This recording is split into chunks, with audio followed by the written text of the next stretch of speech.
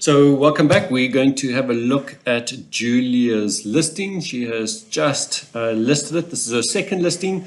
She messaged me a few days ago and said, could I just have a quick look? And I thought, what a great opportunity for us to actually look at it together so we could actually see all the different tips, the techniques, the strategies that she has learned from the course, and she has put it in place. Like I mentioned, she's actually house hacking her house. She had a domestic, I think, quarters and a spare room kind of scenario, and she's basically redesigned this because it has just been so lucrative for her and actually literally pays for the whole house, right? So it's a no-brainer, and really we want to have a look and ensure that everything is going really well. So let's take a look then and see actually what she has done. So she sent me the link, I clicked on the link, and this is exactly what we're seeing. And there are a couple of things that I'd like to mention straight away, right off the bat. First and foremost, we know that her title is very different. We can see straight away it's engaging, it's to the point, it tells the guest what we're wanting. Self-check-in, private garden. The fact that it says private garden is hugely attractive for a guest who's going to come and see this and say, wow, actually I've got my own space. So we don't just go and say, you know, a nice unit in a nice suburb. We want to give the information so that our guests can actually make informed decisions. And first and foremost, the title is the biggest attractor, right? That's going to differentiate from the others. We can see she is also using these little icons here, these little stars. And again, if you don't know how to do this, Airbnb will not let you do this. This is the amazing thing about what we're doing and what she's taken from the course is you take a look at all these listings in this area and you won't see any of them are able to do that, because if you list through Airbnb, it's going to say to you, cannot use them. But in the way that we've done it, we're actually using it, as you can see, absolutely fantastic. Next thing, of course, is the pictures. We want to make sure that of these 5 pictures that we see straight away, that they are not duplicates. This is the biggest mistake I see a lot of Airbnb hosts make, is they put pictures up and often 2 or 3 look the same, it's the same kind of angle, and you're missing the boat in giving your guest information to make an informed decision.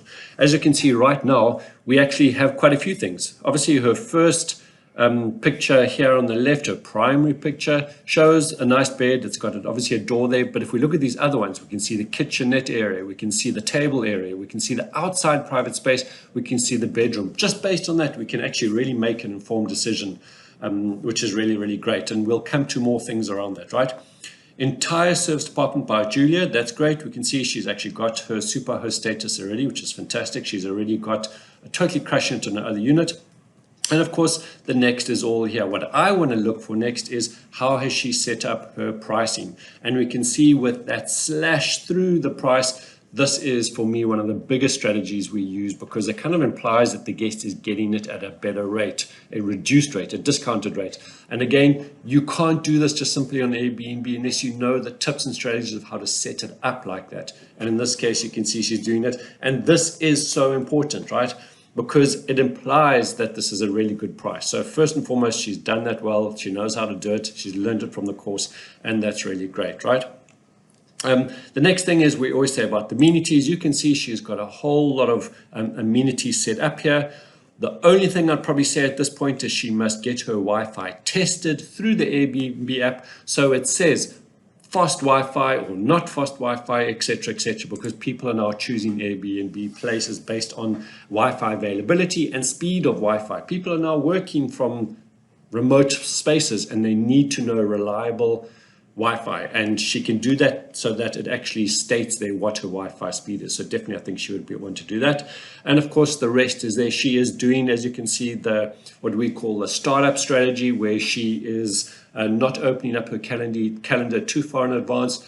She's rolling it bit by bit because she has a very specific strategy on how to actually make this work so that she can generate a lot of reviews, create momentum, and then open up the calendar and totally dominate that, right? So that's really great. As you can see here as well, she is just sharing more about the space. She could probably include a little bit more if she wanted to, you know, just share a bit more at this point about what it is, what's doing, what's in around, and all that kind of stuff. So I think that could definitely be done from that perspective. And of course, the only other thing at this moment is if we chatted about the pictures, I believe that she said these pictures are, I think, taken on her own because she just wanted to get it listed. They actually look quite good if we actually take a look. They seem clear enough. I think I'd want them to be a little bit crisper. I'm not sure if the resolution from her side is high enough, but they do have that kind of professional look. But in this case, if she actually asked me what would I suggest, I would still suggest she gets professional photographs done. For the cost of professional photographs, it just lifts it above, because so many South Africans are stingy. They think that by saving 800 Rand, 1,000 Rand, that they're going to change their, or they're going to save that money, but actually it makes a difference because it changes the brightness and just that vibrancy of photos, and that's really, really important. The only thing I'd probably say about this, and it'll be interesting to see, because at this moment it seems to fit in quite well as this mosaic, but if we start to look at all the different pictures, you can see she has taken a lot of pictures from a portrait perspective, and that, I think, misses space. Like if I look now, you can see this is portrait, but take a look at when I get to it just changes the whole dynamic of how much one can see. Like here, we just see a lot of black screen, right? Because she took a portrait.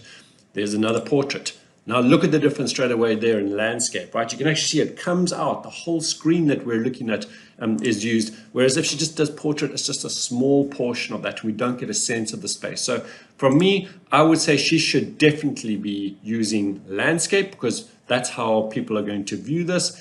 Of course, from a mobile perspective, that might be a different scenario as well, because obviously people have it that way. But you might find that people will turn their screen so that it fills the whole screen and actually take a look at it from that perspective. So I'm actually just going to check. I want to confirm that that's how it comes up. So I'm actually going to go onto my mobile and I'm actually going to look at her link, which she sent me. And I want to check to see how that comes out now on this side. Okay, so here again, what we can see is the challenge. If you went to look here, and I showed you, I'm going to go to the same picture on here where, okay, so this is really interesting. Her mobile picture for this one that we see here has cut it just above the table and just by the chair, forcing it into landscape. Right there, actually you can take a really good look.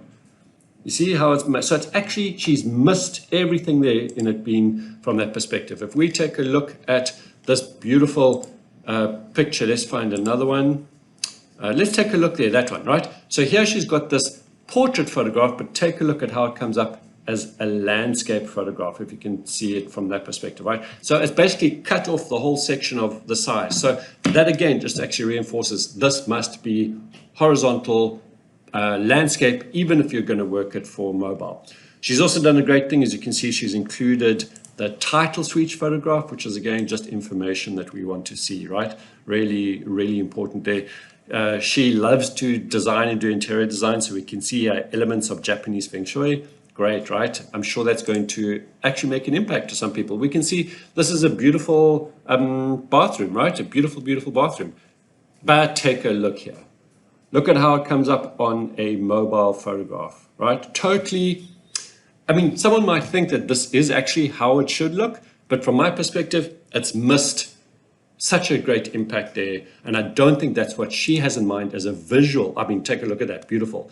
But in this case, that's what comes up on our mobile, right? So again, just I would definitely change that and resort that out properly from her perspective. Otherwise, we can see actually she's already got a review. She knows how to sort that out, get reviews early.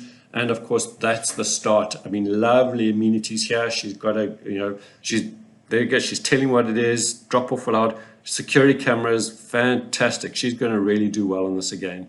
And of course, this is what we want, right? We want to see excellent reviews coming back. So I think from this perspective, it's a great listing. I'll definitely relook at those pictures. And I know that she's going to do really well in this, like she did in the first one, right? And then she's going to keep expanding her model from this. So great job. Let's just sort out those photos and then we're all good to go.